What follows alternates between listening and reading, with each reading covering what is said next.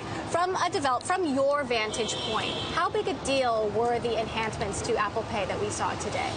I'm really optimistic about it. In fact, I think the emphasis on payments from Apple and also from Google a couple of weeks ago really shows both of these companies looking at a world where advertising can be the main way of making money.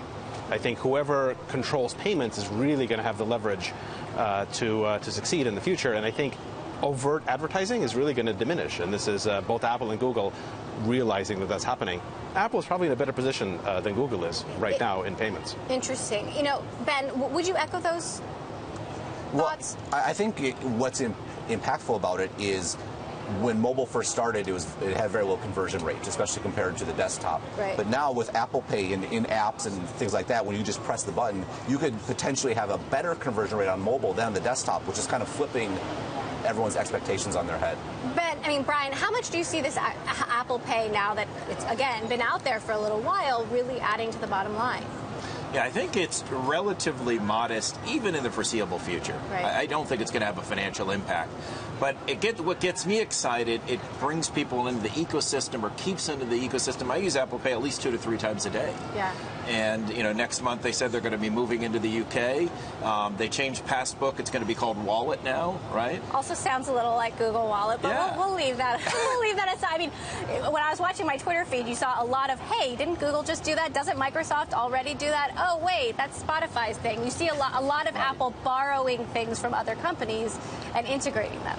Well, that's normal. Yeah. I mean, I tend to believe that if there's a good idea, it's more discovered than created. And it's like the iPhone. Once there was a rectangular touchscreen, of course all phones are going to be like that. I think all of technology tends to be like that, so I'm not so bothered. Phil, we've also seen a lot of enhancements here to iOS 9. How important are those, and for Evernote in your own app development?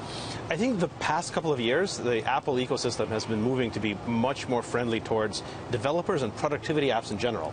A lot of what they announced today is really going to make a big difference to productivity. The split screen apps, the ability to run 2 apps at once and interact between them is huge. A lot of cheers for that today. The enhanced search capabilities are very good. The new stuff on the watch is going to make a really big impact for us. So I think Evernote and productivity apps in general are going to get a pretty big boost with this release. Overall, a refinement year, would we say? Refining the software?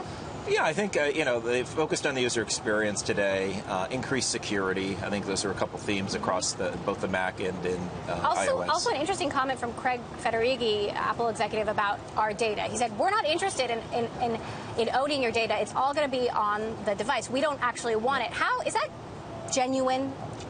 Well, it's genuine, I think. How does Apple use our data? Well, the big question for Apple is that genuine because that's the way they feel, or is it genuine because Google already has a lot more data and is a lot better at processing than they are? So are they taking advantage of a tougher situation, or do they think they can actually get a marketing edge by selling the fact that they don't use your data for selling? Phil, but it is a fact, right? It is a fact. Oh, for sure, yeah. But there's no evidence that consumers seem to care.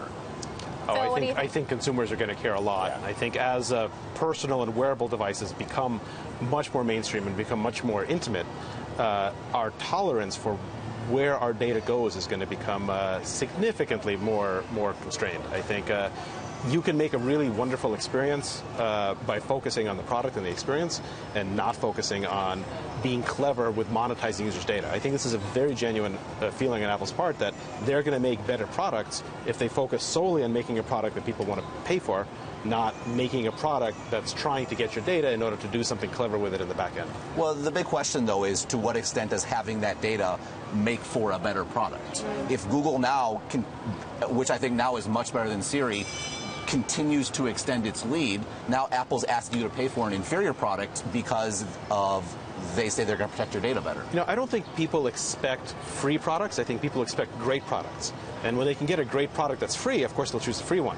But as soon as the free starts to make the product worse, which it does with advertising, I think people will very happily go for the better product, even if it costs a little bit of money. With NSA, with Snowden, this is top of mind with consumers. It's very important to me and my friends. I think it's a huge deal. All right. Well, This is a debate that you guys can continue to have after the show, but we'll have to leave it there. Lots of exciting stuff today. At WWC, Ben Thompson of Stratechery, Brian White of Cantor, Fitzgerald, Phil Libin, CEO of Evernote. Thanks to all of you. We will see how Apple rolls these out over the next weeks and months, and then in the fall, potentially 12-inch tablet. Are we going to see it? Well, I think you're looking at potentially an iPad Pro end of this year, early next year. I highly doubt in the fall. All right. The side-by-side apps definitely paved the way. Okay, what was your number one? The announcement today? The watch, the fact that it's software. You need to think about the watch not as what it is today, but what it will be, and we started to get a glimpse of that future.